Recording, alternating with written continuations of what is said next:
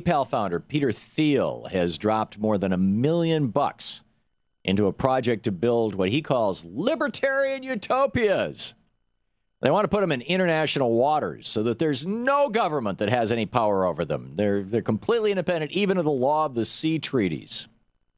The organization that he has funded and founded, it's called the Sea Standing Institute, is going to construct these libertarian communities on oil rig-like platforms out in the middle of the ocean.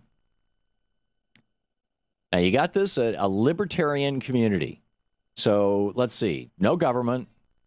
Prostitution is legal. Drugs are legal. All that kind of stuff. No taxes. No commons. Everything's private. The organization described the floating libertarian settlement as, these are their words, not mine, a kind of floating petri dish for implementing policies that libertarians, stymied by indifference at the voting polls, have been unable to advance. No welfare, looser building codes, no minimum wage, and few restrictions on weapons. The first full-time settlements are set to begin in 8 years. So let's see. No building codes. So they can be slapped together any old way they want by the cheapest labor possible. There's no minimum wage. There's no rules about safety in the workplace. There's no rules about things having to be made safe. There's no rules about anything. And they're going to be floating in the ocean. Can anyone say BP oil spill? It's incredible. It's just the problem that they have is the problem that libertarians have every time they come on this program. Libertarians, I describe them as Republicans who want to smoke dope and get laid. There has never been a success, but they're not even Republicans. I mean, Republicans at least believe in government. And libertarians are more like anarchists who want to smoke dope and get laid. The appeal of libertarians, it's fascinating to watch. Having been sucked in myself when I was in my 20s, thinking, for about a year there, back when I think it was Harry Brown was running for president, Libertarian ticket, that, freedom works was their slogan. Yeah, that makes a lot of sense. And it's really quite extraordinary. I mean, it's quite extraordinary. When we do the TV show in the evening, the studio where we work, I mean, there's about 20 people altogether on the whole crew that make the thing up, and probably another 30 or 40 people who work in the in the whole area putting together other news shows and things over at RT. And the average age is in the mid-20s, and it's astounding to me how many of these folks are just kind of enamored of the idea of libertarianism. Isn't that cool? Yeah, no rules, no regulation. I mean, it sounds so cool.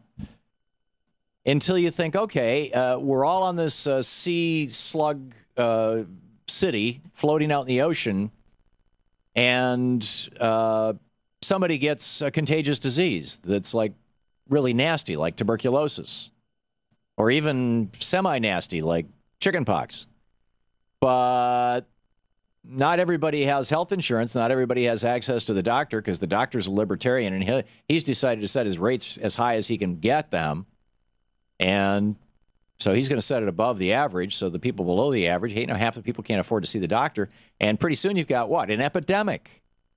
I mean, there's a reason why you have what are called public health laws. It has to do with the public.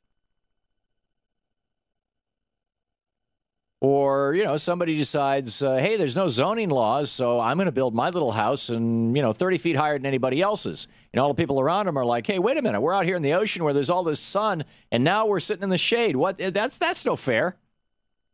And, of course, the libertarian answer is, hey, life ain't fair. Get over it. You see how this would work? This is why there has never, ever in the history of the world been a successful libertarian nation. There has never even been a successful libertarian city.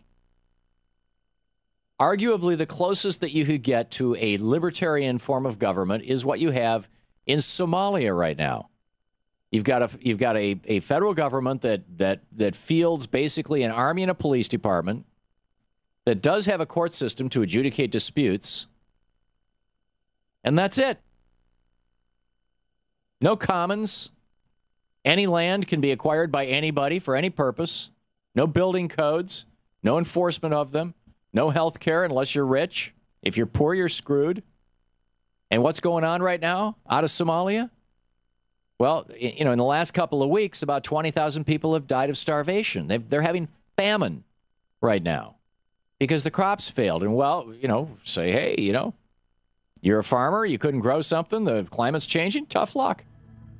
Had there been a real government, they might have stored up or saved up enough money or food or money so that they could buy food for bad times. This is kind of biblical. I mean, the whole idea of, the Jubilee, the seventh year, the whole, but no, the libertarians, they don't want to go there. They don't want to go, nothing about the community. Forget it.